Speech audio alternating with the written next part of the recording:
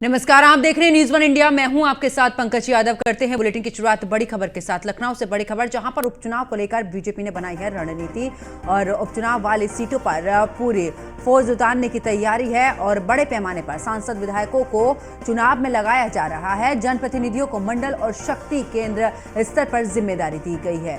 वहीं आपको बता दें कि जातीय छत्रपों को भी यहां पर फौज भी चुनावी सीटों पर उतारने की तैयारी। इसके अलावा दीपावली के बाद शुरू होगी सीएम योगी और बड़े दिग्गजों की रैली।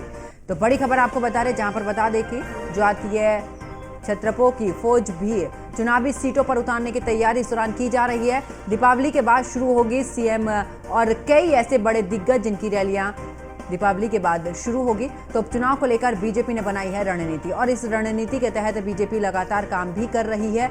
और आपको बता दें कि खुद मुख्यमंत्री योगी आदित्यनाथ कमान संभाले हुए हैं। उपचुनाव वाली सीटों पर पूरी फौज उतारने की तैयारी है। बड़े पैमाने पर सांसद विधायकों को चुनाव में लगाया जा रहा है।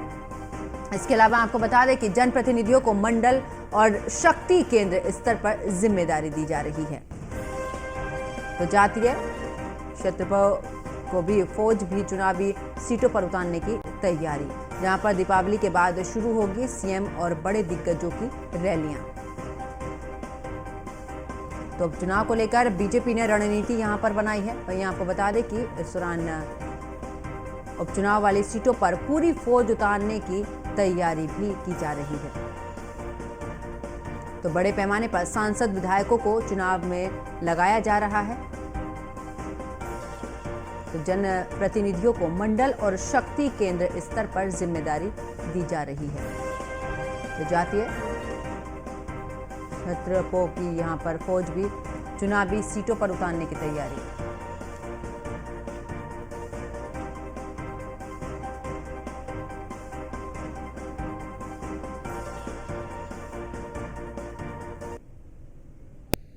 और ज्यादा जानकारी के लिए हमारी संवाददाता वर्षा शाही हमारे साथ में लाइव जुड़ चुकी हैं। वर्षा, क्योंकि अब आखिरकार बीजेपी पूरे तरीके से चुनावी मूड में नजर आ रही है, ऐसे में एक नई रणनीति के साथ में अलग अलग जिम्मेदारियां सौंपे जाने की भी बात निकलकर सामने आ रही है। क्या कुछ जानकारी?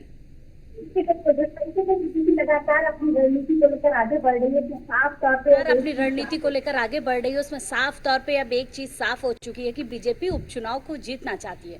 9 सीटों पर उन्होंने प्रभारी तय कर दिए थे। प्रभारियों की जिम्मेदारी थी कि हर सीट पर जाकर आपको लोगों से मिलना है, बीजेपी के क्या मुद्दे हैं, किस तरीके से सरकार चल रही है, इसकी रणनीति, इसकी चीजें लोगों को बतानी है। और 9 सीटों पर हर तरीके से आपसी समन्वय के साथ इन सीटों को जीतना जरूरी है।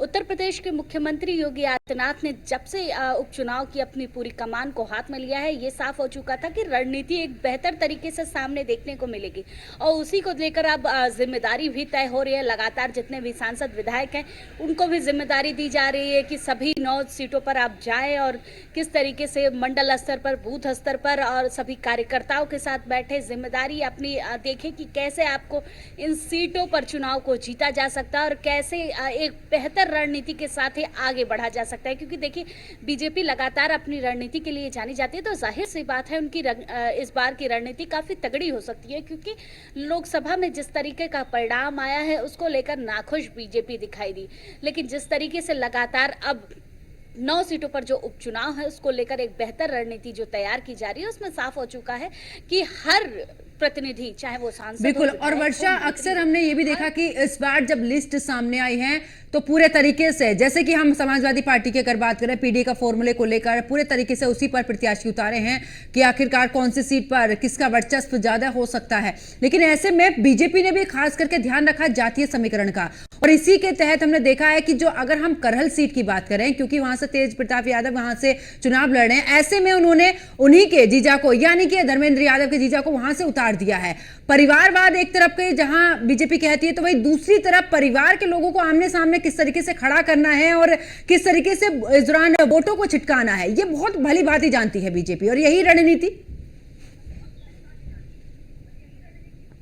देखिए बिल्कुल बीजेपी लगातार जिस तरह की रणनीति रखती है उसमें ये साफ हो चुका था। ये चाहे करहल ही नहीं, इन 9 सीटों पर देखिए पीडीए की राजनीति लेकर सपा बढ़ रही है और पीडीए की कार्ड को रखने के लिए बीजेपी ने भी अपने प्रत्याशी उसी तरीके से उतारे हैं सभी विधानसभा पर। उन्होंने देखा है कि पहले की अखिलेश यादव ने किस तरीके से पीडीए का नारा देते हुए सभी प्रत्याशियों को रखा है। फिर उसके बाद बीजेपी की जो लिस्ट आई है वो कार्ड देखने को मिली है कि बीजेपी ने सपा की जो लिस्ट आई थी उसका एक कार्ड, एक जुगाड़ तय कर रखा था, जिसमें साफ तरीके से दिख रहा था कि कैसे वोट काटे जा सकते हैं, कैसे बेहतर तरीके से जीता जा सकता है। जैसे करहल में जो आपने कहा कि जिस तरीके से तेज प्रताप यादव के सामने उनके जीजा को उतारा गया, साफ तरीके से देखा गया कि किस तरीके से वोटों को काटा जाएगा और किस तरीके से जीत हासिल की जाएगी। देखिए क्योंकि करहल ही नहीं सभी विधानसभाओं में बीजेपी अपनी रणनीति रख रही है और साफ तरीके से ये दिखा रही है कि आखिर किस तरीके से बीजेपी जीत सकती है। इस चीज को लेकर सभी जगह सभी प्रत्याशियों के साथ साथ उन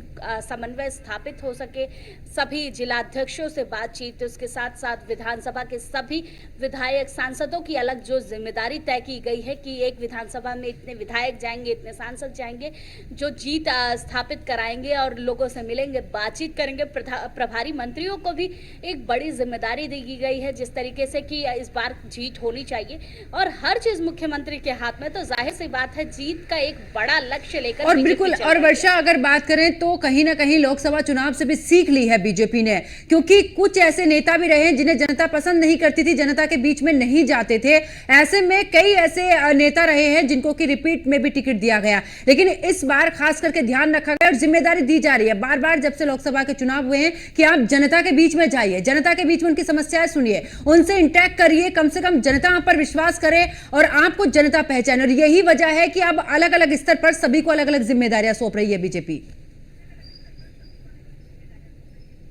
देखिए बिल्कुल जिस तरीके से बीजेपी जब लोकसभा का चुनाव रिजल्ट आया उसके बाद जो एक रणनीति थी कि ये साफ हो चुका था कि बीजेपी में कहीं ना कहीं आपसी कलह की वजह से चीजें नहीं हो पाई और लोकसभा का ऐसा रिजल्ट आया जिसको लेकर बीजेपी नाखुश थी। लेकिन देखिए जिस तरीके से उपचुनाव आया, मुख्यमंत्री योगी आदित्यनाथ ने कमान ली, पहले प्रभारी मंत्रियों को उतारा, तैयारी तो तभी से शुरू हो चुकी थी।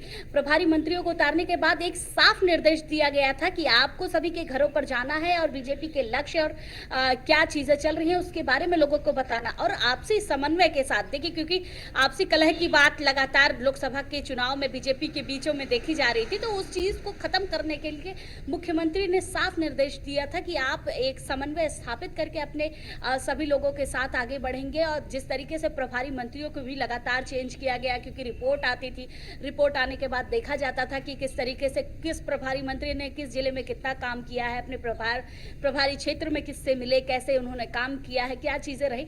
एक साफ रणनीति, एक तगड़ी रणनीति लगातार तैयार की गई और ये देखा गया कि किस तरीके से काम हो सकता है, कैसे नहीं। देखिए जिस तरीके से अब लगातार उपचुनाव की डेट नजदीक आ रही है उसमें साफ तरीके से एक चीज निर्देश दे दिए गए हैं कि आपको फील्ड पे उतरना है और फील्ड पे सारी जिम्मेदारी देखनी है। अपने सभी प्रभारी मंत्रियों के साथ ही साथ जिला अध्यक्ष जितने भी कार्यकर्ता हैं उनको एक निर्देश देना है, निर्देश देने के साथ साथ अपने बीजेपी को मजबूत भी बनाना है। बिल्कुल। चलिए बहुत बहुत शुक्रिया वर्षा शाही हमारे साथ जुड़ने के लिए, तमाम जानकारी साझा करने के लिए।